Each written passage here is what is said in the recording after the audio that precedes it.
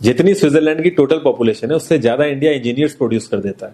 उसके बाद भी रिसर्च एंड इनोवेशन में स्विट्जरलैंड नंबर 1 पे है। इंडिपेंडेंस के बाद से रिपब्लिक ऑफ इंडिया ने 0 नोबेल लॉरियट्स प्रोड्यूस किए इन साइंस। यूएसए ने 100 प्लस कर दिए। ASER की रिपोर्ट के हिसाब से 83% एजुकेटेड इंडियंस एम्प्लॉयबल ही नहीं है। और ये जो सुंदर पिचाई, सत्या नदेला की हम बात करते हैं, इन्होंने भी आगे चल के अपनी एजुकेशन बाहर से ही करी है। और ये सारी चीजें जो मैं बोल रहा हूं ना, इसका रूट कॉज फाइंड आउट करने के लिए हमें थोड़ा सा पीछे जाना पड़ेगा। जब ब्रिटिशर्स हम पे रूल कर रहे थे तो ईस्ट इंडिया कंपनी के सामने 2 मेजर चैलेंजेस थे। एक, कम्युनिकेशन विद इंडियन, दूसरा वर्कर्स और क्लर्क्स की बहुत जरूरत थी उन्हें। फिर थॉमस बेविंगटन मैकॉय ने हमें इंग्लिश एजुकेशन एक्ट ऑफ 1835 दिया, जिससे उनके दोनों पर्पस पूरे हुए। पहला, उनको बंदे चाहिए थे जो चुपचाप डेस्क पे बैठे, अपना काम करें, क्वेश्चंस ना करें और ज्यादा क्रिएटिव ना हो। Second, communication in English.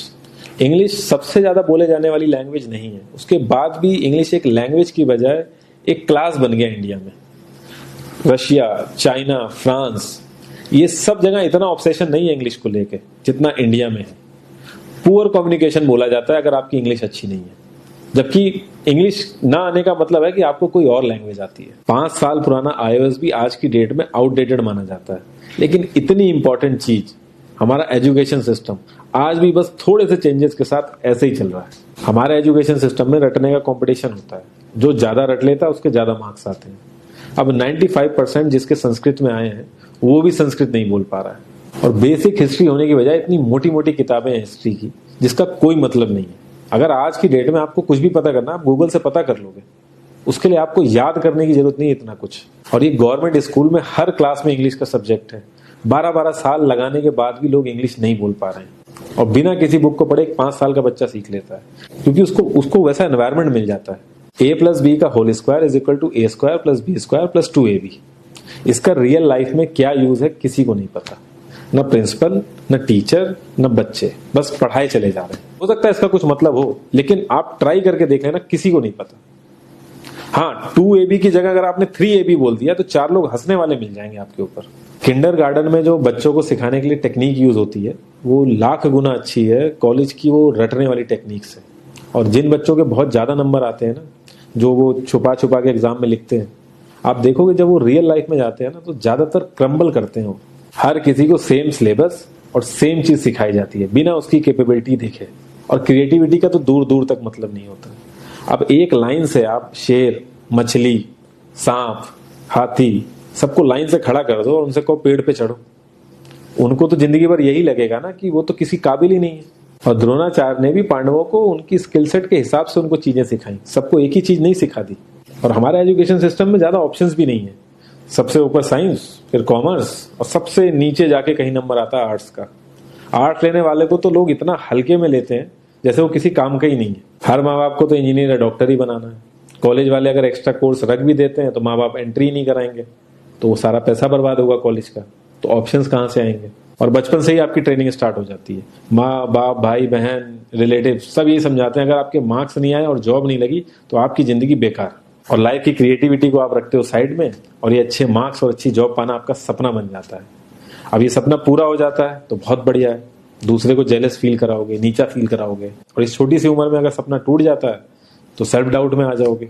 इतना बाहर वाले आपको नीचा नहीं समझेंगे जितना आप खुद की नजरों में गिर जाओगे। आप किसी भी 4-5 सक्सेसफुल आदमियों के बारे में सोच के देखिए जिन्हें आप बहुत सक्सेसफुल मानते हो या जिनकी तरह लाइफ आप जीना चाहते हो। मैं ये कह सकता हूं कि वो इस एजुकेशन सिस्टम की वजह से तो सक्सेसफुल नहीं होंगे, चाहे वो जो भी हो। धीरू भाई अंबानी, विराट कोहली, आमिर खान, नरेंद्र मोदी, ये सब हमारे इस करंट एजुकेशन सिस्टम के ट्रैप में नहीं फंसे। इन्होंने खुद सीखा, खुद एजुकेट हुए और खुद आगे बढ़े। किसी कंपनी के सीईओ को अगर ये कहा जाए कि आप अपनी कंपनी के सारे डिपार्टमेंट में इंटरव्यू दीजिए, तो कोई गारंटी नहीं है कि वो सारे डिपार्टमेंट के इंटरव्यू निकाल लेगा। और ये भी हो सकता है कि वो आधे से ज्यादा डिपार्टमेंट के लिए क्वालिफाई ना करे एजुकेशन वाइज, लेकिन वो पूरी कंपनी चला सकता है। तो ये जो एक स्किल है, इसके बारे में बात क्यों नहीं होती? लोग अपनी 25% से ज्यादा जिंदगी इस करंट एजुकेशन सिस्टम में लगा देते हैं ताकि अपने से कम पढ़े लिखे आदमी की कंपनी में जाके उसके सपने पूरे कर सकें। इंडिया का जो करंट एजुकेशन सिस्टम है, अगर वो इतना ही अच्छा है तो जो भी सेलिब्रिटीज हैं, पॉलिटिशियंस हैं, वो अपने बच्चों को बाहर क्यों भेज रहे हैं पढ़ने के लिए? इनफैक्ट पॉलिटिशियंस के साथ तो ऐसा करना चाहिए, जिस एरिया से वो जीते हो उसी एरिया के गवर्नमेंट कॉलेज में उनके बच्चों को पढ़ना कंपलसरी हो जाए, तभी वहां के गवर्नमेंट कॉलेज सुधर सकते हैं। 368 प्यून की जॉब के लिए 1.5 लाख ग्रेजुएट और 24,968 पोस्ट ग्रेजुएट ने अप्लाई किया। मैं IAS-PCS की तो बात नहीं करता हूँ, वो तो एक पैशन की बात होती है, लेकिन कुछ लोग 5-5, 6-6 साल से तैयारी कर रहे हैं कि कोई भी गवर्नमेंट जॉब मिल जाए उन्हें। उनसे पूछोगे क्यों ऐसे इतने टाइम से लगे हुए हो, तो वो एक ही चीज बोलेंगे कि जॉब सिक्योर है। मतलब आप काम नहीं भी करोगे तो आपको निकाला नहीं जाएगा। ये सारी कामचोरी वाली बातें माइंड में इसीलिए आती हैं क्योंकि हमारा जो करंट एजुकेशन सिस्टम है वो इतना कॉन्फिडेंस ही नहीं देता है कि हम अपनी स्किल के दम पे कहीं जाके काम करें और हमें निकलने का डर ना हो।